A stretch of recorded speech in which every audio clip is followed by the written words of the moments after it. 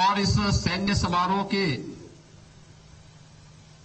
शुभारंभ के अवसर पर उपस्थित सभी बहनों और भाइयों,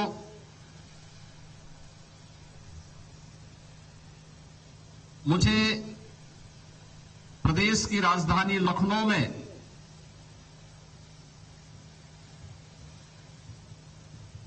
सशस्त्र सैन्य समारोह के इस शुभारंभ के अवसर पर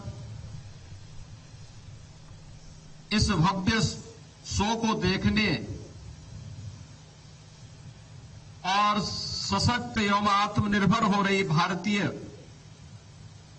सशस्त्र बलों के इस प्रदर्शन से अत्यंत प्रसन्नता और गौरव की अनुभूति हुई है। मैं सबसे पहले इस समारोह में मुझे आमंत्रित करने के लिए माननीय रक्षा मंत्री जी का,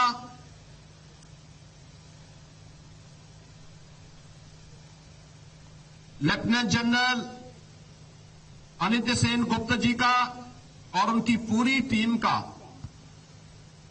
हृदय से आभार व्यक्त करते हुए प्रदेश की राजधानी में इस समारोह को आयोजित करने के लिए हृदय से धन्यवाद देता हूं और इस समारोह के भव्य शुभारंभ के अवसर पर भी अपनी बधाई और शुभकामनाएं देता हूं। हम सब जानते हैं कि भारत की सेना दुनिया की एक अद्वितीय सेना है, जिसने सदैव अपनी ताकत, अपने अनुशासन और तकनीकी क्षमता का लोहा न केवल दुश्मनों को मनवाया है, अपितु देश के अंदर भी सम और विषम दोनों स्थितियों में एक सकारात्मक भूमिका के साथ कार्य करते हुए अपना उत्कृष्टतम प्रदर्शन और सहयोग सदैव दिया है। यह भव्य समारोह आदरणीय प्रधानमंत्री जी के एकीकृत कमांड, जिसमें थल, नभ और जल तीनों प्रकार की सेनाओं के एकीकृत समन्वय से कैसे हम आसानी से दुश्मन को परास्त कर सकते हैं, उस पर विजय प्राप्त कर सकते हैं, उसकी एक झांकी भी हम सबके सामने प्रस्तुत करता है। मैंने इस समारोह में नई पीढ़ी के उन्नत सैन्य उपकरणों का हम लोगों ने प्रदर्शन देखा है। हमारी सुदृढ़ होती हुई रक्षा शक्ति को भी हम लोगों ने अपनी आंखों के सामने प्रदर्शित होते हुए देखा है।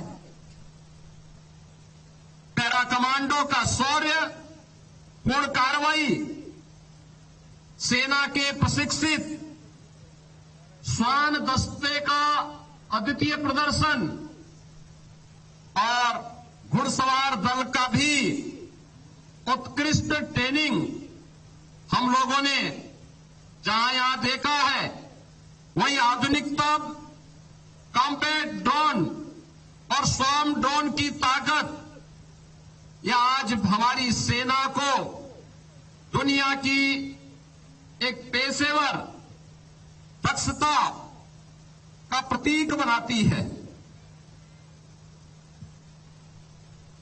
इस कार्यक्रम में तीनों सेनाओं द्वारा ज्वाइंट मैनशिप और इंटीग्रेशन के माध्यम से जो बेहतरीन तालमेल का समन्वय प्रस्तुत किया गया है, वह हमारी सैन्य बलों की बढ़ती हुई सैन्य ताकत के साथ ही राष्ट्रीय सुरक्षा ढांचे के प्रति 140 करोड़ भारतवासी को आश्वस्त भी करती है। थल सेना, वायुसेना और नौसेना के एकजुट होकर कार्य करने का यह परिणाम है कि आज हमारे देश की सीमाएं सुरक्षित हैं और हम हर चुनौती का मुकाबला कर सकते हैं। हमें याद रखना चाहिए कि हमारे सशस्त्र बल केवल एक रक्षा ढांचा मात्र नहीं, बल्कि यह हमारी राष्ट्र की सुरक्षा की एक मजबूत नींव भी है। हमारे वीर जवान अपनी जान की परवाह किए बगैर देश की सेवा में तत्पर रहते हैं। वे इसीलिए राष्ट्र नायक के रूप में आम जनमानस के मन में सम्मान प्राप्त करते हैं। हमें गर्व है कि हमारे पास ऐसे सक्षम और समर्पित सेना है जो देश की सुरक्षा हर स्थिति में करने में सक्षम है। भारत के बहादुर सैनिकों की सजगता का ही परिणाम है कि आज विपरीत परिस्थितियों के बावजूद भारत पूरी मजबूती के साथ अपनी सीमाओं की सुरक्षा करने और बड़े से बड़े षड्यंत्र को विफल करने में सक्षम है। हमारे बहादुर जवानों का शौर्य और पराक्रम 140 करोड़ भारतवासियों को एक नई आश्वस्ति प्रदान करता है। यह हमारा सौभाग्य है कि देश की आबादी का यह सबसे बड़ा राज्य उत्तर प्रदेश 25 करोड़ की आबादी हमारे देश की इस राज्य में निवास करती है और यह वीरों की भूमि है। देश की सुरक्षा के लिए हर युद्ध में हमारे नौजवानों ने महत्वपूर्ण योगदान दिया है। अनेक वीरों ने अपने शौर्य और पराक्रम से देश और प्रदेश का गौरव बढ़ाया है। प्रदेश सरकार सेवारत सैनिकों, सेवानिवृत्त सैनिकों और वीर नारियों के कल्याण के लिए पूरी प्रतिबद्धता के साथ कार्य कर रही है।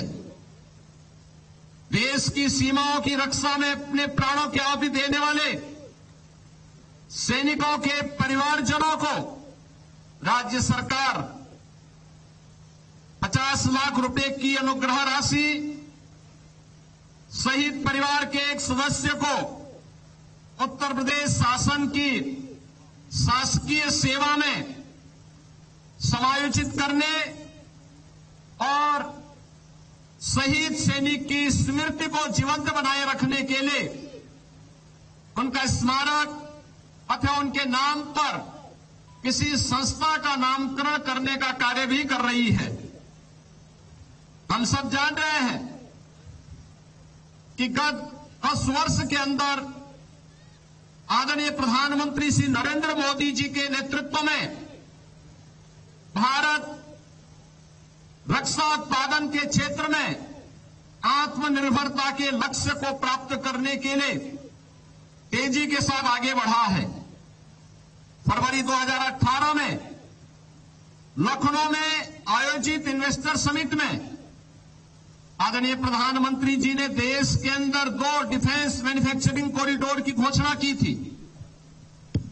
उसमें से एक उत्तर प्रदेश में 6 नोड पर स्थापित हो रहा है।